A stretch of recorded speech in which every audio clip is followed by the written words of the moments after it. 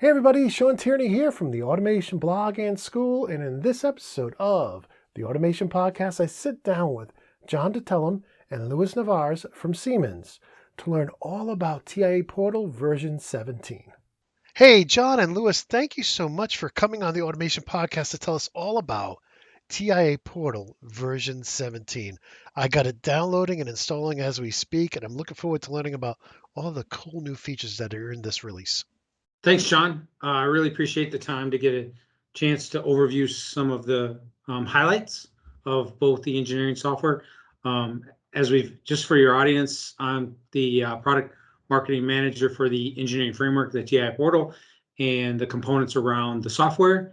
And go ahead, Lewis. Thanks, Shawn, for having us and giving us the opportunity to share with you and your audience on some of the latest innovations for our products. Just like John mentioned, I'm the product manager. I'm one of the product marketing managers at Siemens also for basic automation and industrial cybersecurity.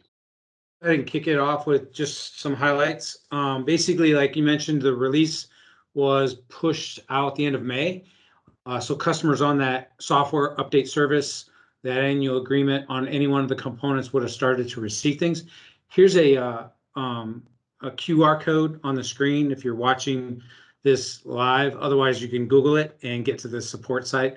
Delivery release, TI Portal v17. The key again is that the TI Portal framework is made up of other components such as Step 7 for the PLC, safety for doing the safety components, WinCC for HMI, and other components. What's nice about the landing page, if you get to our online support, is it gives the details or the overview of what was provided in this release of v17, but also it has links to each one of the components so that you can do a deeper dive into what might be part of the Step 7 or what is more complete inside the new WinCC Unified Engineering and the Unified Panels.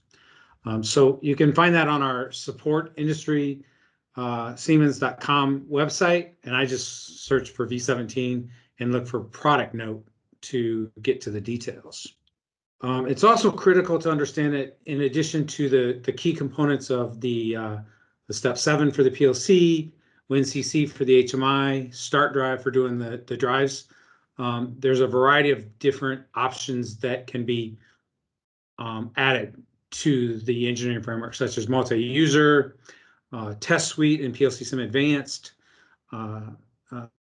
We're going to talk about a little bit later is another add-on that's coming with this v17 release. And there's a few runtime options that get added to the devices, such as the PLC, the HMI. So I like to kind of highlight this whole ecosystem of what is the totally integrated automation and the TIA portal.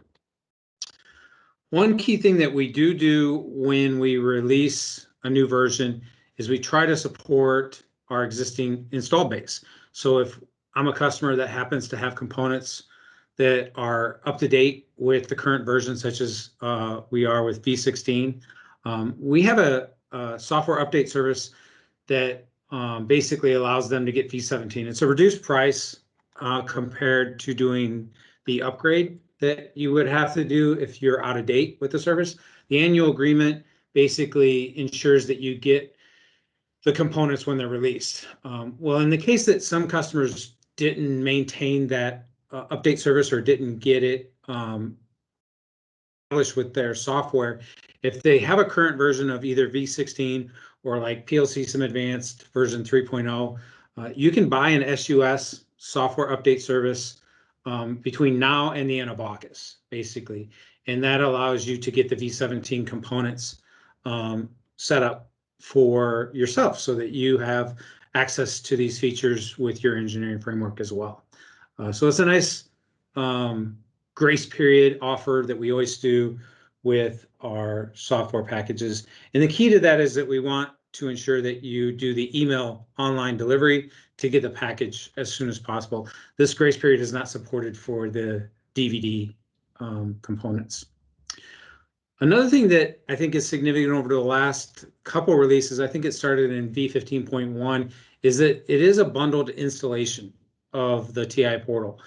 So a lot of customers are recognizing the integration value of the PLC together with the HMI and safety. And so what they've done is they've created that install media file, whether you're starting with the Step 7 Professional for your PLC or your WinCC Comfort for the HMI. When you do that install, the TI portal is being installed with the full footprint of the Step 7 Professional, WinCC Advanced in this case, with safety. You just have to add the licenses that come with those other individual packages. And then Unified is the new HMI, which we'll be talking about in more detail in our event later in June. And then we've got the plans of getting Alan Cohn and Ramey Miller on your show to talk about that product offering. I think you have it on your wall. I'm pretty sure Ramey has provided those HMI devices so you can play with them. But that is an option where you can turn on that engineering tool that allows you to both do the WinCC Advanced and Comfort and the Unified together. Yeah, I want to jump in here, John. First of all, I just went through installing this, and I got to tell you, I love that I had one download that was able to install everything. And you're showing in this picture you can unselect stuff if you wanted to, Yep. which is great. But that was really cool, and just having one download and not 4 or 5, and I don't. You guys seem to do a good job of getting most everything onto, I think it was 6 gigs. Yep. So kudos to the engineers on that. Yeah, so it's really nice because I don't have to juggle between the Step 7 component and the WinCC component.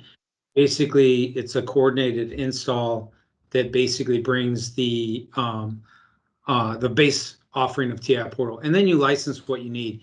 Even a user that is only starting with Step 7 Basic is getting the full install that everybody else gets, and it only licenses for the 1200 functionality. So it's key.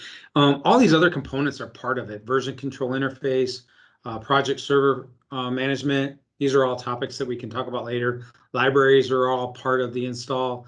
The user management access control, I'm going to highlight some new features in there. That's part of the base install. These are not additional add-on components. It's all part of this base. Start drive is an image that is provided as an install for the users that are doing Siemens drives. And then PLC Sim is a separate install because some customers are using the included part PLC Sim, and some customers are looking to do more virtual commissioning with the PLC Sim Advanced. Other options that you can turn on: multi-user server for team engineering, more than one user, a cloud connector gateway, Team Center gateway for tying into other engineering tool sets, process diagnostics, and OPC UA. All those things can be set up and debugged and troubleshot and ensured the functionality, and then you license them later. And then the options that do require the additional installation, download for a trial or delivery, plus a license, is that PLC Sim Advanced for that open virtual commissioning, the test suite for doing the validation of the style guides or the programming execution, and then Energy Suite and the visualization architect.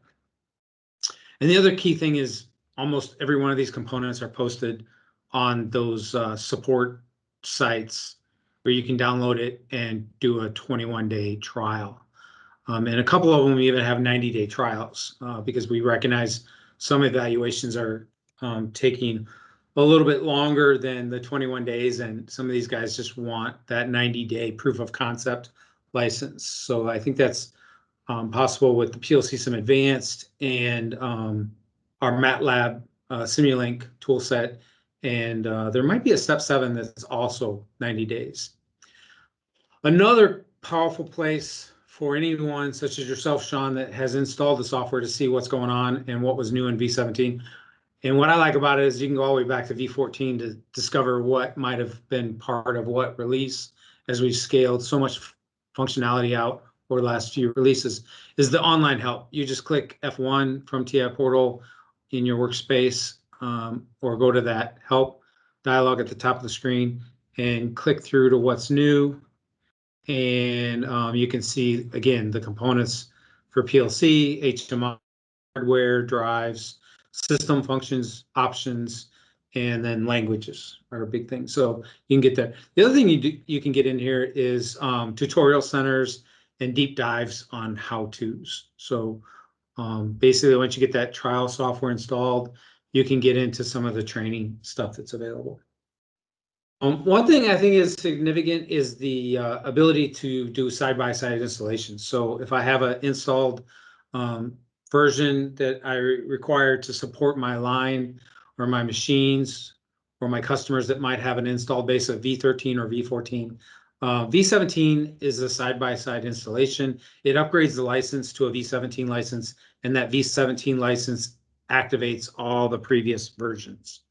So you always have value in your software. You just have to either power pack it or upgrade it to get it to the latest version. And then our intent is to be able to upgrade a project from v13 Service Pack 1 directly into v17, so that you're not having to step through it, v14, v15, v16. We've created benchmarks, and v13 Service Pack 1 was one of those that we carry forward, that we will always try to support in general, a project upgrade. Another thing that I'm going to show you is, or highlight here, is the fact that even though I do the project upgrade into v17, the devices that are inherently inside that project do not necessarily get upgraded until you're ready. We're not doing a matching firmware must be tied to the software revision.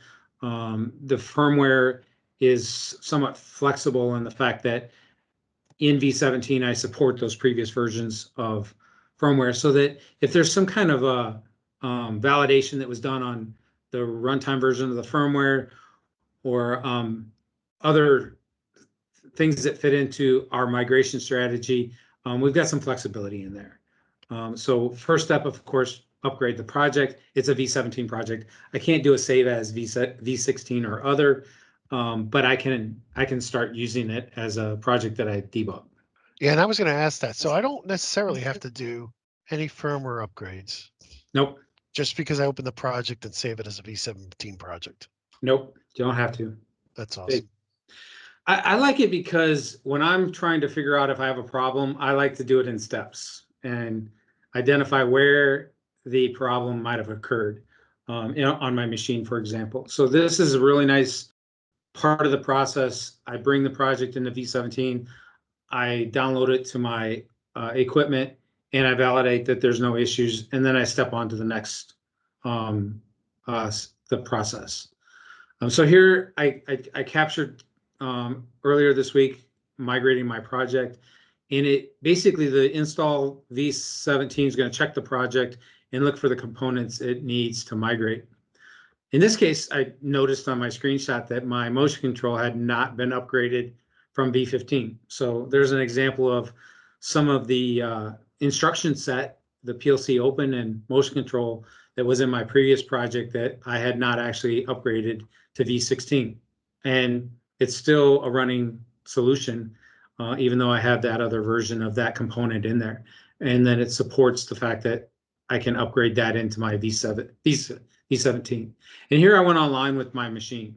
I get the green dots indicating that it recognizes that the project has the same checksums and timestamps and matches what was there, even though you can see this little indicator here, it's a V version. The lower runtime component of the PLC is still a v16 project, even though I'm trying to connect to it with a v17 project and troubleshoot. So there's some flexibility there. I can monitor and troubleshoot if I'm a maintenance guy, but I don't have to actually upgrade the runtime to a v17. Huge, I think. Next step could be that I do upgrade the runtime, and there's a nice clean dialogue that explains to me that the target online device is engineered with v16, and I'm going to put in a v17 project in this device. Once I do that, I can no longer access it with v16.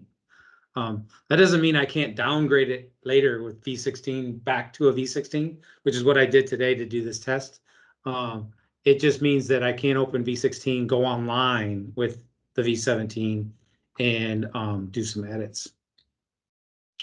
And then on the right-hand part of the screen, I'm stepping through how I go to the hardware properties and I just make the steps to firmware update my device. The key is that in order to take advantage of some of the new features, you have to have the new firmware and you have to have the new software in order to take advantage of some of the new features.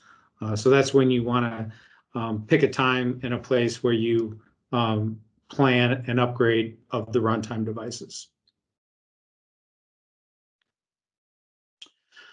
Another thing that's significant, and we do face this occasionally, is customers that ordered the 1500 or the 1200, they'll get the new devices out of the box, and it will have that new firmware, 4.5 for the 1200 or 2.9 for the 1500, and they'll be working in v16, and they'll be a little bit concerned that they don't have an option to do a hardware update in their v16.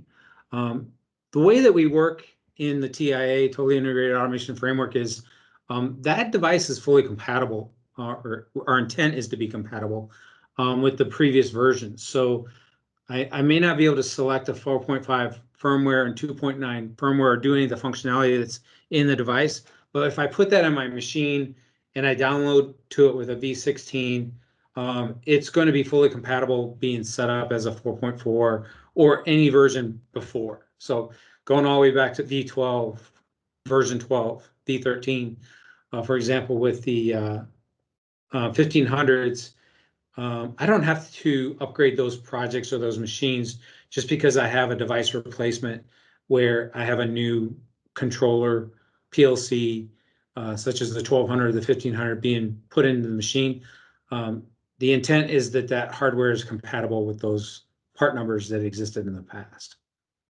And again, Siemens support.industry.siemens.com, that our SIO site has a pretty detailed document that helps customers recognize what devices are compatible. And I think even when you order it, it's going to tell you that it's backward compatible. But again, like I said, when you want to take advantage of new functionality like the view of things, cause and effect matrix, security by design, by default, you've got to get on board with the new version and apply that new firmware.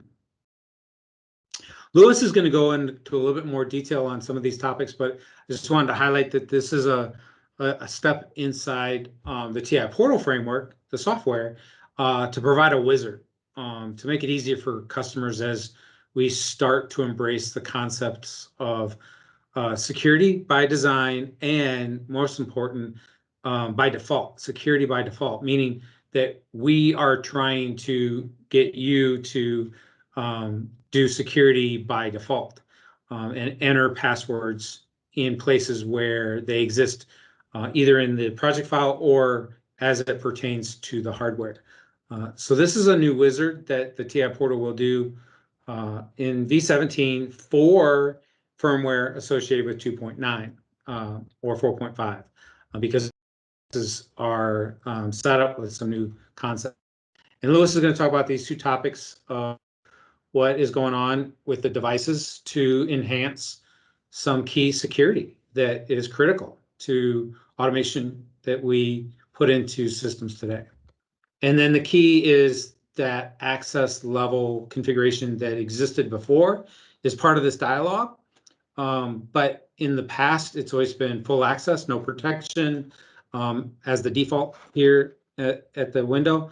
But in v17, we're defaulting to security, where we default to no access, and you leave it up to you to select what level of access you feel is pertinent. It just highlights these configuration fields that potentially were not so transparent in the past. You know, when I was installing the software, it actually forced me to provide a password. And I immediately made a note of that. And I would want to recommend that everybody out there listening, make sure you write down that password. It's critical that that you know what password you gave when you go through this, and when Lewis shows us this, you got to make sure you know those passwords. That's a very good point, Shawn. And I've been emphasizing that a lot since I've been getting trained on these concepts, is that every customer should start to establish some concepts of what rules those passwords have. I mean, the objective is to get away from these passwords that we share with each other and go to more user management, which is our objective on these tools. But where there are the key passwords, in our case, we're trying to define capital Siemens 1, for example, for our demo equipment, so that we all recognize the ability to get in there. One thing is key is we can always reset the device, so the runtime hardware is reusable. But if you put a password into your project file, there is not a backdoor that is going to open that up, because it wouldn't make sense if there was a backdoor. But it is the way that we live. I mean, if you look at the computers, laptops that we connect to our corporate systems, there's an admin setup and there's passwords. I think one thing that is going to evolve out of this is some best practices. What each organization should be considering across all their devices and components, so that they ensure, number one, security, and number two, accessibility to overcome. All right, the next 3 slides are just some topics that I pulled out of those details, and we don't intend to go into the details, but we do listen to the customer. We do take a lot of feedback from our users and our guys that are really switched on, things that get promoted to social media. Cross-reference is a powerful tool when you consider the fact that it's a cross-reference that is used across the entire project file, from PLC to PLC, from PLC to the HMIs. These tags and these variables can be identified as how they're used on the HMI to the PLC. So a variety of different things have come through from different customers with filters, freezing the display so that as I navigate around, it's focused on a topic or a tag or variable that I've specified, and then highlighting some overlaps and potential problems that might exist with misuse or applying addressing wrong in the cases. So there's some really powerful tools in these grids and these cross references that has evolved from really good feedback from our customers. Another tool that we put into the software was the F7.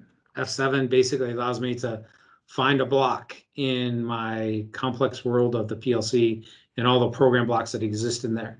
And this is another example of a customer, he's copying it from his ladder logic, pasting it into F7, and the quote marks are stuck in there and it doesn't search. So we just turned off that quote mark so that we could find the program block. So we made it easier for him. So he copies it from the block or the ladder logic, puts it in the dialog, and then finds it. And then another thing, while we were working on it, I shouldn't say we, the developers did, but they did a partial, so that now when I just type drill, it's going to bring up everything that might have been related to drill. Camo casing. I think this is kind of cool. There's been a lot of use of this tag viewer, the comment viewer on the ladder logic, so that you can see not only the variable address, but also the detailed comment or tag name. And now they're truncating it at the end of the line so that it makes more readable sense on the screen. And then just the import of the tags, synchronized based on name or address, because some customers are managing the import of key mass operations based on the name, because they've properly done that and they just want to rewire it to a new address, or vice versa. And then shortcuts, another key thing that we've supported customers that come from the classic world or keyboard shortcuts. This was another big step that they did was to make those simpler shortcuts over what we've had in the past. Hey, John, I want to jump in here for a second. That last slide, these are some huge things. And I think most good programs are using mixed case for the descriptions and tag names. And you can see how it clearly breaks it now in v17. That's huge. And these other the other two features are huge as well. You know, a lot of times you'll see them talking about the big highlights, and they don't go into the details of these. But for a magnitude of our users, it's the little things that make a big difference. Especially the fact that they're making us more efficient and maintaining and managing the systems faster and easier to do. So I think it's huge that we highlight these little things at the same time we're talking about the big ticket items, because they really do show the fact that we're putting time and effort into listening what the feedback from the customers come from. Our libraries, our automation components that come from PLCs, HMIs, the hardware configuration, the drive, whatever it is, and you drag it into these project libraries or these global libraries. And a lot of users are starting to use typed, where the library is managed as a version. You might have a function block associated with robot control or motion control, and you want to know that it is of a certain type. And so I think over the last year and a half, 2 years, we've been working with a variety of customers that are using this as a way to standardize. You know, the fact that I have a global library that supports my automation components, from the blocks and the data types to the HMI screens into other things such as the drives or whatever, or even hardware. They want more tools to help them manage their standards. So this is some additional functionality that's rolled into the library editors that exist on the right-hand side of the TI portal that supports all the automation components in there. So this is another good opportunity just to get into what all is possible with managing standardization with the TI portal and the framework. And again, I get switched on because I see these dialogues or these grids that are a template, and they just take the functionality that such as a filter, and they apply it to other editors. So whereas the filter was used in the cross-reference or the tag table or the process diagnostics text fields, they just apply that same concept to this other grid that is now used in the libraries, and they enhance the functionality for the guys that are managing the libraries. So huge.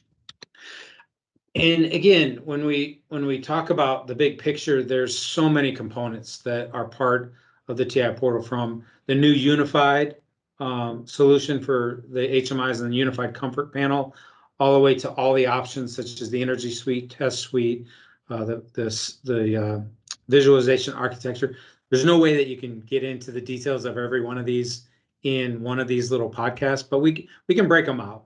And like we talked about today, we're going to focus on the PLC and the engineering associated with the PLC and the hardware, the devices themselves. So I highlighted just a couple key things that I'm going to talk about. And we've talked about this before, is there's a new editor. Getting away from that traditional ladder logic, function block diagram, or the SCL scripting language that we're so used to in the PLC. We've introduced in this version the cause and effect matrix. The first version, v17, is intended to be standard. We define the causes on the right-hand side, or left-hand side, create a matrix where we drive the results or the effects on the top menu there. But it's a really simple editor that you can use for such tools as like a baggage handling system is a good example. I put a QR code on the screen that goes to a nice YouTube video. You can even just Google YouTube or Google cause and effect matrix by Siemens, and there's a real good step-by-step video of showing this being used to manage the baggage system. So as I drop a bag, going to go to New York, or is it going to go to Miami? This is all represented in something a little bit more understandable than ladder logic or SCL. So it's another option, I think, that as other technologies get applied into the world of the automation to simplify a user interface more graphically for the guys that just want to get in there and understand what is some of the simplest part of my machine doing and how can I troubleshoot simply. So this graphical editor is supported on both 1200 and 1500. It is free, so it's part of your install, so you can get in there and play with it. I know Ron Knight and you and I talked about that, and Lewis talked about the value and the significance of this coming out there. So I think it's pretty cool. Another new editor that we've introduced or will introduce, it'll be released a little bit later. It is an add-on package that you have to purchase for engineering and set up for the runtime. But it's basically the continuous function chart, which is based on the concept of what we had in the classic S7 300s and 400s in some of those previous systems. So this first version is a nice graphical editor that is integrated in TI Portal and follows a lot of the same concepts of drag and drop and the stuff that we've done inside TI Portal. But basically it gives you some more graphical representation and clearer perspective of what's going on inside the machine. And that'll be released as the continuous function chart in June. And then we've always had the program online, offline compare, where we can really see what the differences are going on inside the PLC when it comes to the programming blocks and get to a detailed compare of my ladder logic FBD or SCL and identify any changes that might have been done to my file compared to an offline file or compared directly to the online device. But they've expanded that in this latest version to get to the hardware devices. So now I can get to the properties, the parameters, the settings that might exist in the PLC, and I can actually get to the details of a cycle time or a setup variable that might exist in the properties of the PLC or the I/O, so that I can clearly understand what might have been changed in my offline. That's huge. Yes, it is. It is huge. It's one of those things that customers have been looking for, especially when they see the indication that there's a difference, to drive down into what is the difference. And then user management and access control is basically establishing users inside the TI Portal framework, and more specifically, making that a tool that is for managing both the users that we want to define for that operator interface on the unified panel, together with the users that we might want having access to the TI Portal project, and then scaling that out to potentially other tools that support managing the users instead of the passwords. So then the users get pushed to an external tool, and then it's other functions tying to your Active Directory of your users. So that's where we really bridge that concept of the engineering of the automation world together with the operation from the HMI panel to users defined in a central repository. One of the first steps we did was we took the password that existed previously for the safety, and we rolled that into a user. And so now we have a safety user that is part of that user management. So now we got to define a user that is got the rights to edit the safety program along with his credentials or his password. But here's a subset of some of the rights that we've brought in there that allow us to kind of filter users into what their real job is. If they're just maintaining the HMI or operating the HMI, then set that up. If they should have capability of monitoring and troubleshooting the PLC or the drives, I didn't get the drives part of this in here, but there's also motion and drives group that's part of this.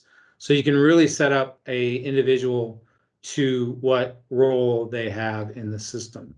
It looks to me like, just to kind of reiterate what you said here, if I set up a user and only give them the ability to monitor and not modify, that's going, I could potentially not allow a user to download to the PLC. Is that what I'm seeing?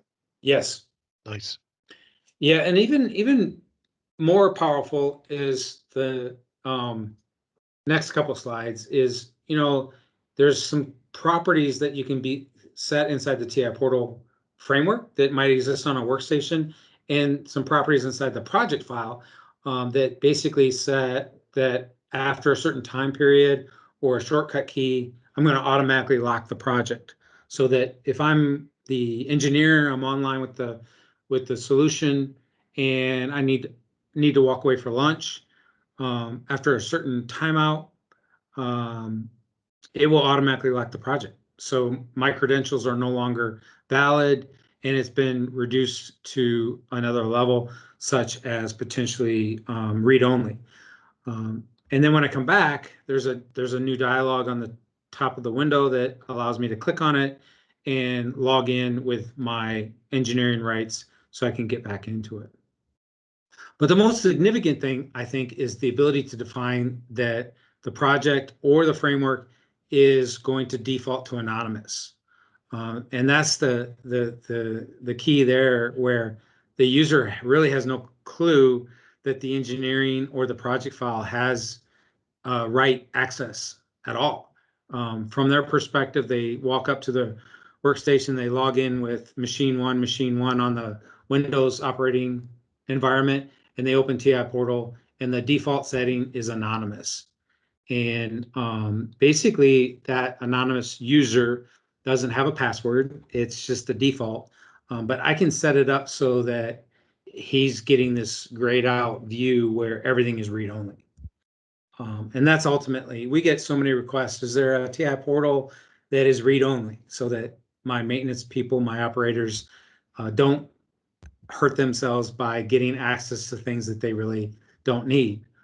So this is, I think, significant. It's a nice step to providing, number one, ensuring that they can't set passwords or change passwords, but also kind of just ensuring and validating, what is in the machine maintains or is what it needs to be.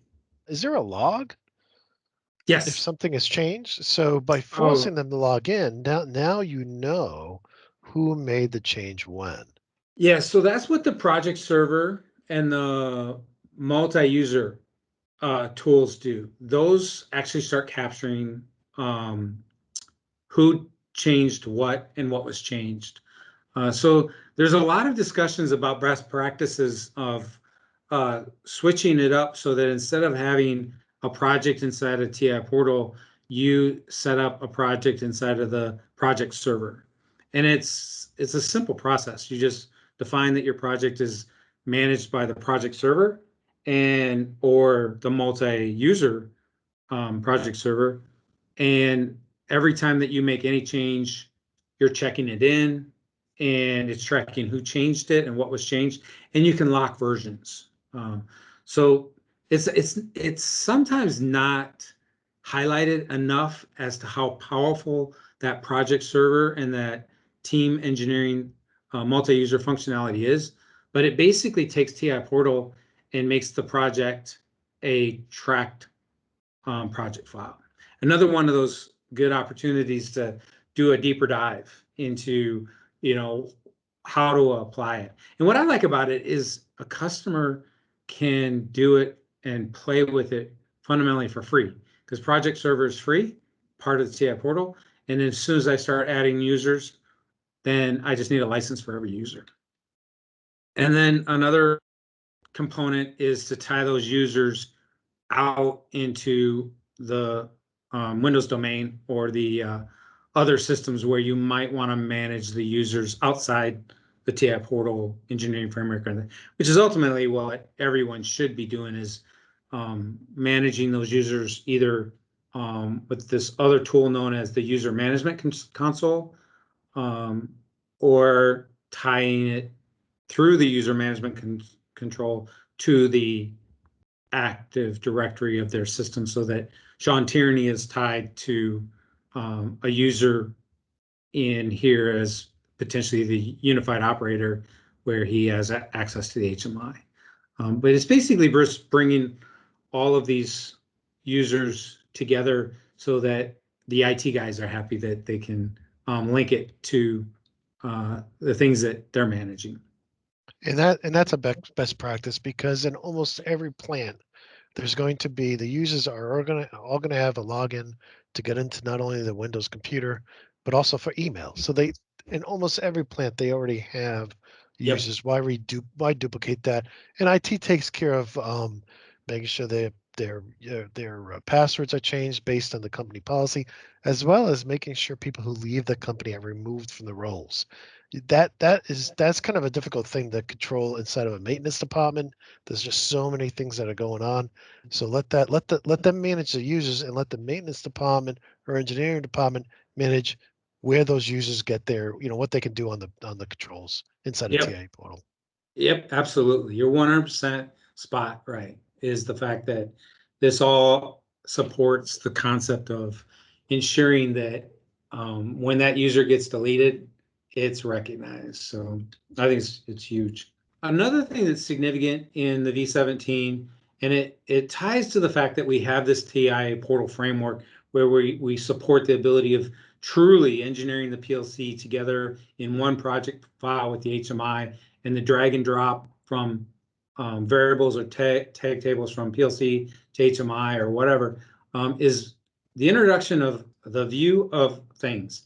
And it's basically taking what we've been working on with that WinCC unified engineering for our unified HMI solution over the last version, v16, and now v17, it's evolved even more. But putting that view or that HMI screen on a thing. And in v17, the thing happens to be the PLC. The PLC's always had the web server capability, so I can set up the PLC to be pinged by a browser and set up users that allow me to log in and get to certain views of the PLC. But now I can actually see an HMI screen. And in the future, additional devices could be any device that is in the TIA portal framework that supports a web server functionality. And all I'm doing is dragging the HMI screen or engineering the HMI screen. And what that does is I have TIA portal as my framework. I have step 7 for programming my PLCs. I have a PLC in my project tree. I have WinCC unified for engineering my HMIs as well.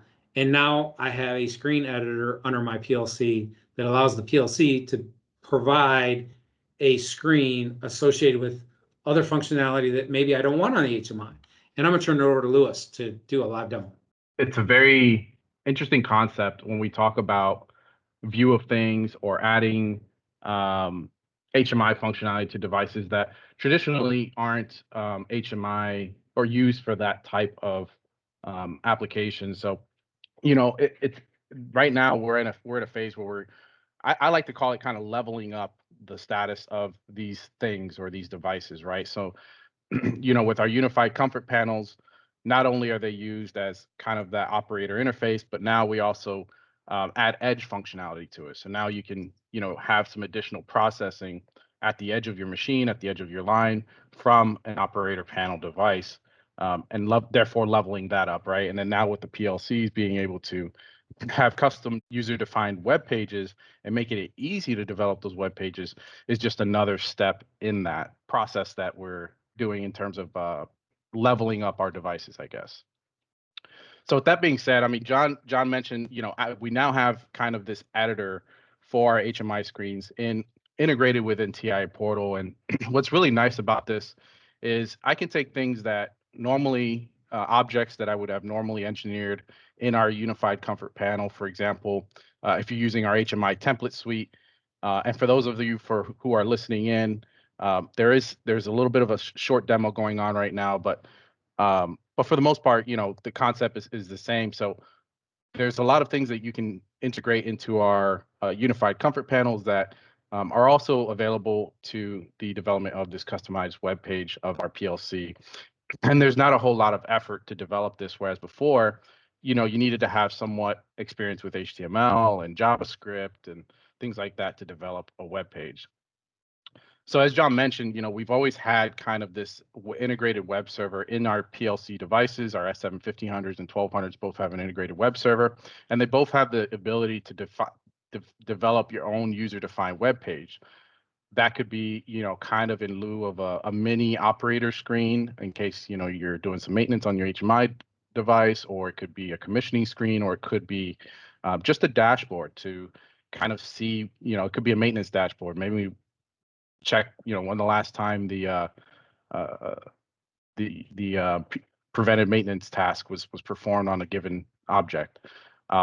In this case, there's a dashboard, and you can define specific users, and within the user roles of the HMI of the custom web app, you can define what their roles are of that web app. So you can define what runs. And what's great is that all you need is a simple web browser to access those custom screens, and you don't need any additional knowledge in HTML, CSS, or JavaScript, or anything like that. Just for the podcast audience, what Lewis has on the screen is he's logged into the PLC, and he's showing a web page, a rich HTML5 web page with multiple gauges on it. And this exists, if I'm correct, Lewis, this exists in the PLC, correct? Yes, this is running on a PLC right now. Well, I have a simulated PLC running, but it's loaded on the PLC, not an HMI. Yeah, so just for the podcast audience, if you can visualize that, it's really cool. The other thing is he dragged it from an HMI screen. So he had a template that was used in the past that represented what was on the hardware HMI.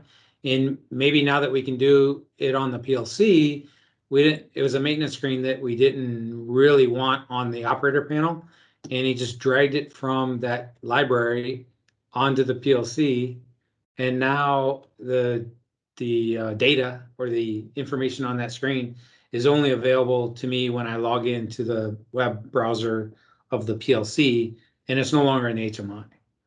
And the other thing is that as I engineer HMIs for my solution, I'm using the same tools, the same objects, same functionality that I do for the HMI, I do for the web server of the PLC. So it's pretty, it's tying that whole why we did integrated automation in one tool, because this is our objective, to do PLC together, the HMI, and the whole automation solution in one suite. Yeah, it's definitely got its place and its advantages. So, the goal at the end of the day is really to make it easier and make it easier for the engineers and make data easier to visualize without extensive web knowledge or IT programming background or anything like that. So that was just kind of an overview on the view of things. Give you an idea of what to expect with version 17 and the new firmware.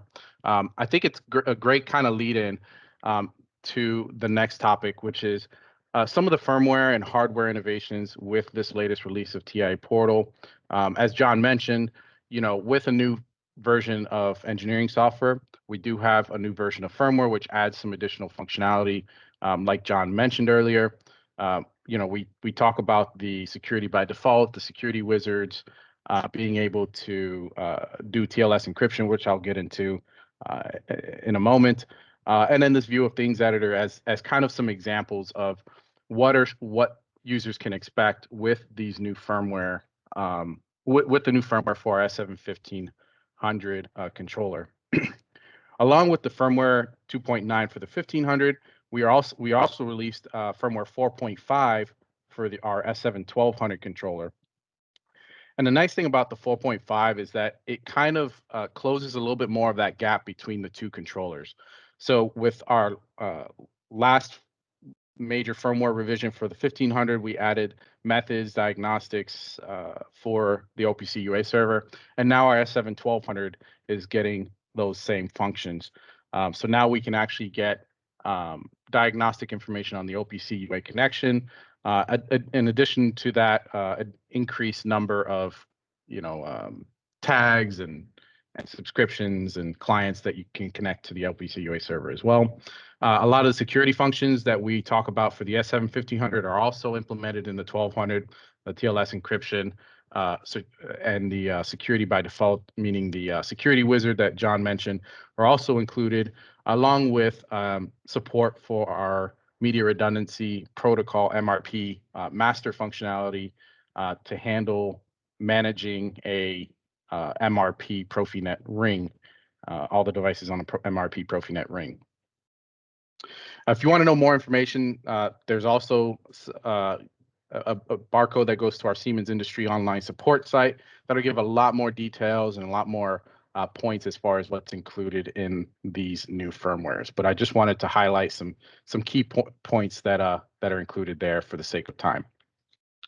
Another big feature that John mentioned and we try to repeat it over and over is that we've really kind of adapted this security by design, security by default, and really prioritized where we can put new security features into our products, not just the engineering software, but also our hardware as well. So with TIA Portal version 17 and the latest firmware for the 1500 and 1200, we've also added the ability to do TLS based protection of S7 communications between certain devices, right?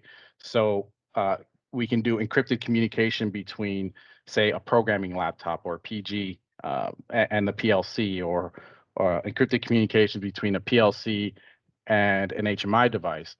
And the nice thing about this is that the individual connections to those devices are unique and have their own unique certificates assigned to those devices. So in addition to kind of that user management access control that John mentioned and the tie-in with the Active Directory, we can also have the PLC validate connections to the hardware that those users are using as well. So not only do you validate your rights to the TI Portal project via the user management control, but the connection to the PLC, the online connection, is also validated by the PLC via these use of TLS-based encryption. Along with that, we've also tried to align a lot more with IT best practices. And so we've also added this ability to configure these certificates through the use of a global discovery server, or GDS server.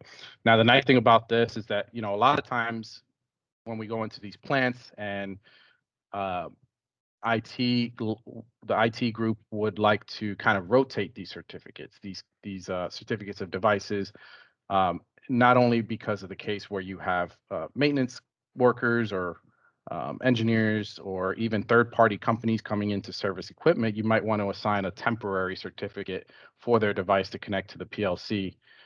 We can also define revocation lists from trust lists and revocation lists, or CRLs, from the GDS server and push that information down to our PLC. Or you can also do this natively with TI Portal as we do today.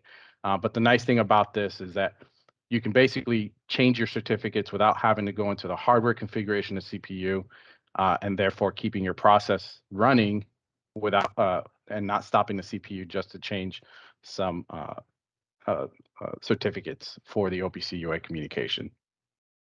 Now, this is the first step. The plan is also to incorporate this with the other TLS-based communication certificates as well. But for now, we've included this with it for our OPC UA server functions. One thing I wanted to bring up, so I think you actually did an article recently, Shawn, on our ET200SP multi-field bus I/O card, and it released, I think, last year or the year before.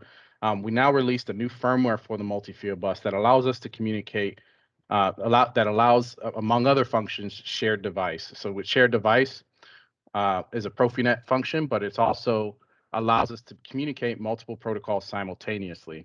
Upon the first release of the SP, I think we only could communicate one protocol at a time, either Profinet, Ethernet IP, or Modbus.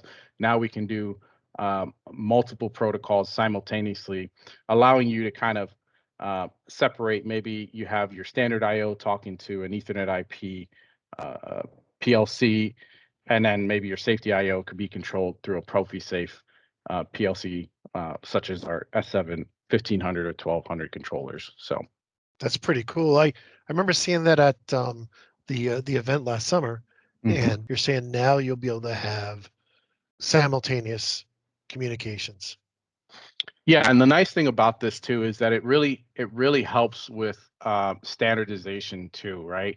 So if you think about where Absolutely. situations where you have plants that are not that are protocol agnostic, you've got multiple field buses, and we've kind of narrowed it down to maybe 3 of the most popular at the moment, with Profinet, Ethernet IP, and Modbus. You no longer have to have all these different types of IOs. You can, kind of condense and prioritize your spare parts according to, a single standard IO platform and single part numbers. Yeah, that's awesome. And then, we talked about the web server innovations along with this view of things editor. We also have the ability to transfer the files for these user-defined web pages. In the case where you maybe do have somebody who has web design know-how, they can easily download those user-defined web pages without the need for TI Portal engineering software, using this new JSON RPC 2.0 API. So that's just another feature that we added to all our SM 1500 and 1200 CPUs as well. And then, as John mentioned, for the sake of time, we could go all day on all kinds of new products, innovations. I put this slide together to kind of summarize all the ones that at least I thought were relevant to note. I think most notably, one of the biggest things that I'm excited for is our 1518 HF PLC. About 2 or 3 years ago, we released our S7 1500 redundant and high availability series of PLCs, but they didn't have safety integrated, and so you had to do safety through an external safety controller. Now we've integrated safety functionality into our high availability CPU, and so now you can do safety without the use of an external safety processor, up to SIL 3 performance level E, directly with this CPU. Along with that, we just mentioned our multi-field bus for our ET200SP. We're also releasing our multi-field bus Profinet to multi-field bus coupler, which basically allows us to link also multiple protocols, Profinet, Modbus, or Ethernet IP networks into a Profinet network as well. And then our 1518 technology CPU is also releasing. That comes both in standard and fail-safe functionality. And with the new 1518, we can get higher performance, support for more axes, and like I said, available standard fail-safe, faster speed, and more access control is kind of the goal for that processor. And then as far as some key distributed I/O devices that we are releasing, our ET200AL, our machine mount devices. We're releasing a new fail-safe module for fail-safe input-output combo module that can do ProfiSafe directly on your machine for applications where you need up to IP67 protection. And then this one is really cool too, is our fail-safe technology counter module. This is it's a new product that we are releasing now that allows us to count signals up to 200 kilohertz. And the nice thing about this is there's really a whole slew of applications that we could use this for. It's not really designed for any particular, like for example, it's not necessarily designed just for motion applications, but we could use this for like flow meters, or in the case where you are using it for motion, velocity or position, safe velocity or safe position detection for some advanced motion safety functions. And of course, we also have some more new products that have released.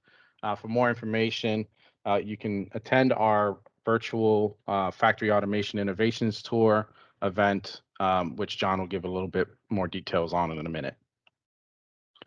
And just kind of continuing on that motion topic, some motion enhancements that we did. We released our Safe Kinematics version 2. I think version 1 was a couple years ago, or last year we released, which allows us to kind of safely monitor and configure safe motion of axes within a Cartesian space. Now with our 1518 technology CPU, we can actually handle up to more axes as well. For our drive controller, we add the new Dynamics firmware into that module also, which allows us to do the e-positioning and drive control charts within the drives portion of the controller. Among some other features, we also allow you to configure the backlash compensation and some other key features there as well. So with that, I'll pass it to John, and John, I don't know if you want to close it out or have some closing words. Yeah. So I mean, basically, our ecosystem for the entire framework, the automation solution, is based on RTI Portal. So with this release of v17, I did this slide just to highlight all these components. Yeah, and in addition, there's the TI selection tool, which is hosted in the cloud, or you can download that to do your hardware configuration, and that can be imported into TI Portal. There's ProNeta, there's our support site. Somatic automation tool is a tool for managing the assets, firmware, project files. There's some powerful tools in there. So these other tool sets basically accentuate or enhance the overall framework of the TI Portal. And then go ahead and go to the next slide. Like we talked about, Shawn, in June, we're going to do a 2-day event where we do a deeper dive on some of these topics, and we have some virtual booths where we can engage and talk to customers. But yeah, we have a bigger breakout in more detail when it comes to the PLC, the I/O, and the hardware that was released, like Lewis mentioned. I have a session, TI Portal Engineering, what was innovative or what's new, and we also do motion, robotics, and the new unified. So this event is a chance to do a really good deep dive over the 2 days into these topics around what was part of this release of v17. So thanks again, Shawn, for giving us this opportunity to kind of give this overview and kind of touch on some of these key highlights and topics. And we're always here for you if you want to, take it to the next level and do a deeper dive, and of course, a shorter, focused segment on a topic. Well, I want to thank both of you, John and Lewis, for putting this together. This was great. You covered all the new stuff in v17 as well as some of the new hardware that's coming as well. I just want to throw out there that I would invite listeners and viewers to check out that event that's coming up. You saw it on the screen. I think it's June 23rd and 24th. If you want to know what's new in more detail, whenever I go to these trade shows, even the virtual ones, I'm always focused on what's new, right? I want to know what's new. And I mean, really the first day, almost the entire 2 days is what's new in PLCs and IO and VFDs and motion and, HMIs. And so it's a great opportunity to get up to speed. And, if you're there, if you see something you want to learn about, the times are all there, and you'll be able to interact with the presenters. We're also attending booths. So as a customer joins this event on the 23rd, 24th, they can roam to the virtual product booth, and seek out Lewis or myself and go right into some questions and dialogue at the the day of the event. So both things are possible. Absolutely, Shawn. Yeah, so for anybody out there, if you have questions or want to see what's new and you want to be able to interact with John and Lewis and their counterparts, write these dates down in your calendar, June 23rd and 24th. Well, I really appreciate you coming on the podcast, and I look forward to doing it again. Thanks so much, Shawn. Thanks, Shawn. Well, I hope you enjoyed that episode. I know I did, and I want to thank John and Lewis for coming back on the show to give us that deep dive update on v17. Now, they are hosting a 2-day online event next week. I'll put details on the bottom of the screen. So if you want to know all about what's new with Siemens automation, including hardware and software, check that out. With that said, if you're watching on YouTube and you did enjoy the show, please give us a sub and a like. And if you're listening to the audio podcast, please give us a like where you're listening, because that really helps us expand our audience and find new presenters to come on the show. And with all that said, I just want to wish you a very happy, safe, and healthy week. And until next time, my friends, peace.